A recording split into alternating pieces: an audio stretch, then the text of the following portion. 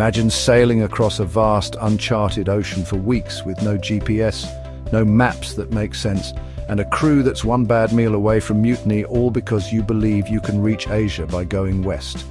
That's what Christopher Columbus did in 1492.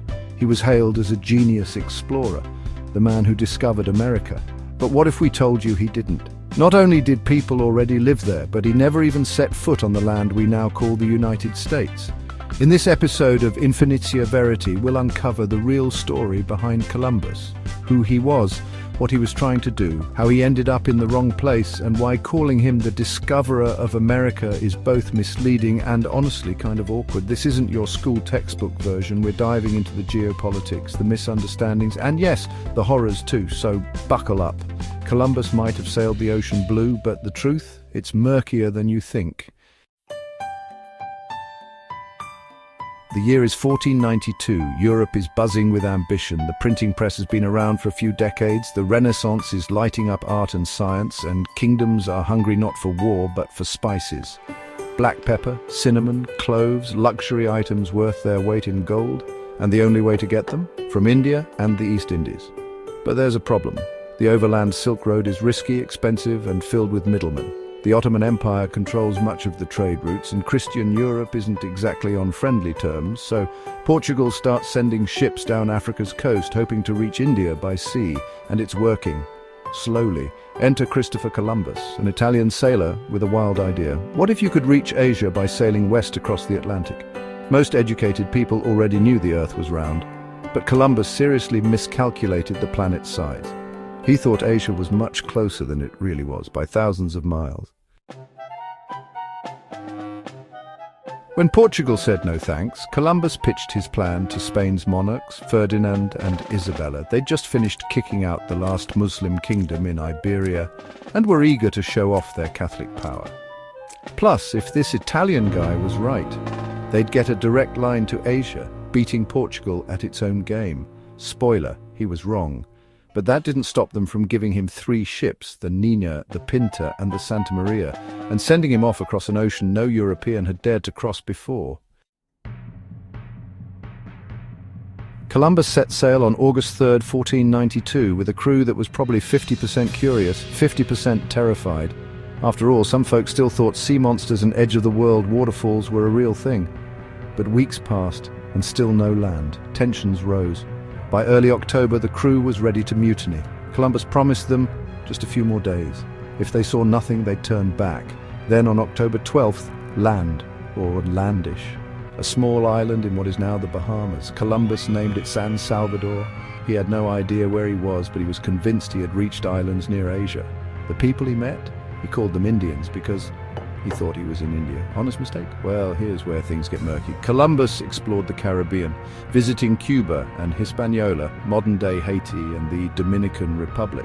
Still convinced he was near mainland Asia, he described the people as gentle, generous, and easy to convert. In his journal, he famously wrote, "They would make fine servants." That sentence would foreshadow centuries of suffering. Within just a few years, Spanish colonization turned brutal. Columbus established a settlement, demanded gold tribute from the native Taino population, and, well, when they couldn't deliver, they were enslaved, mutilated, or killed. Reports from even his contemporaries speak of atrocities, but back in Spain, Columbus was hailed a hero. He found a new route to Asia, they believed. He returned to the Americas 3 more times, still insisting he'd reached Asia, despite growing evidence he hadn't. And, spoiler, he never stepped foot on the mainland of what is now the United States, and he definitely never realized he'd stumbled upon an entirely new continent. Columbus wasn't the first to discover America, not even close. Around 500 years earlier, Norse explorer Leif Erikson had already reached the shores of North America, likely in what is now Newfoundland, Canada.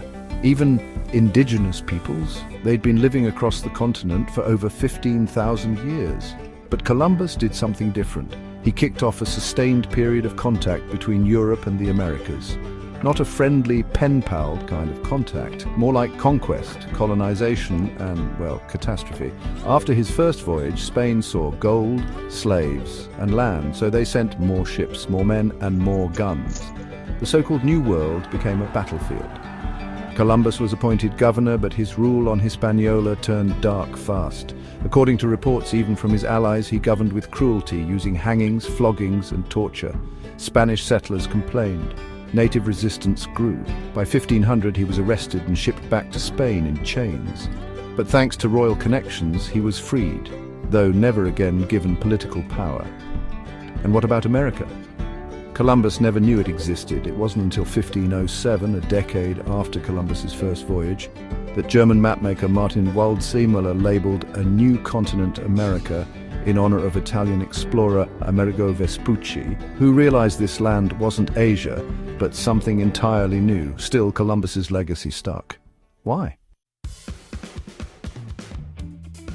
Because empires love origin stories. Columbus was transformed into a symbol not of the messy, brutal reality, but of brave discovery and divine destiny.